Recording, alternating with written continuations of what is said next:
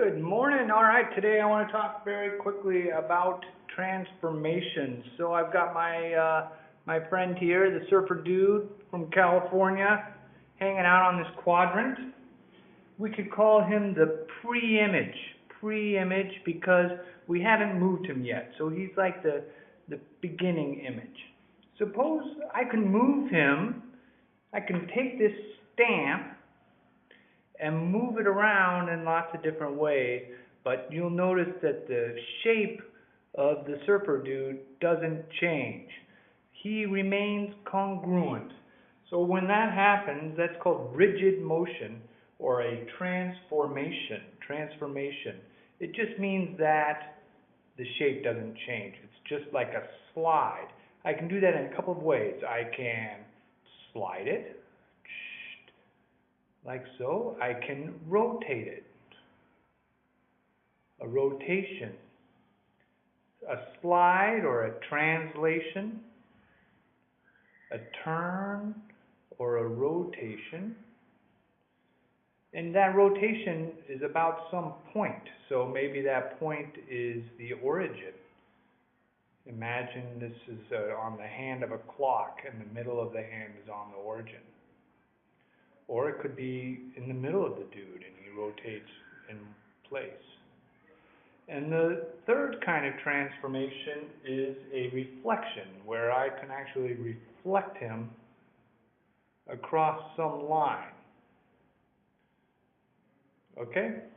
So we have the pre-image, and we're going to move this pre-image. We've got three choices: a translation or a slide, a turn or a rotation, or a flip across some line. So I'm going to label a point on this guy. Let's see, let's call that his head. That looks like to me like it's about the point 1, 2, 3, 4, 5, 6. 1, 2, 3, 4, 5, 6, 7, 8, 9, 10, 11. I better count that again. 1, 2, 3, 4, 5, 6, 7, 8, 9, 10, 11. 6, 11. And I could label a whole bunch of points if I wanted to. This point looks like it's about 7, 8, 9, 9, and so on. I could do that as many points as I felt like I needed to be able to accurately draw this. I'm going to do a translation according to a vector. And that vector I'm going to write as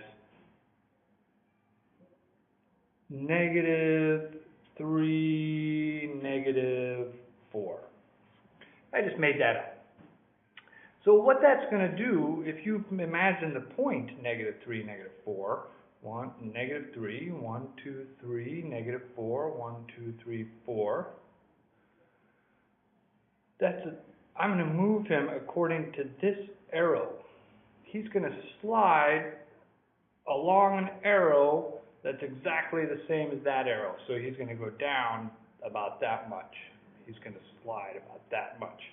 What that's going to do to these coordinates is subtract 3 from the x-coordinate and 4 from the y-coordinate. So this will become 6 take away 3 is 3. And this will become 11 take away 4 is 7. So this top of his head is going to move to the point 3, 7. Right to there. That'll be the top of his head. This point will go down 3. 9 take away 3 is 6.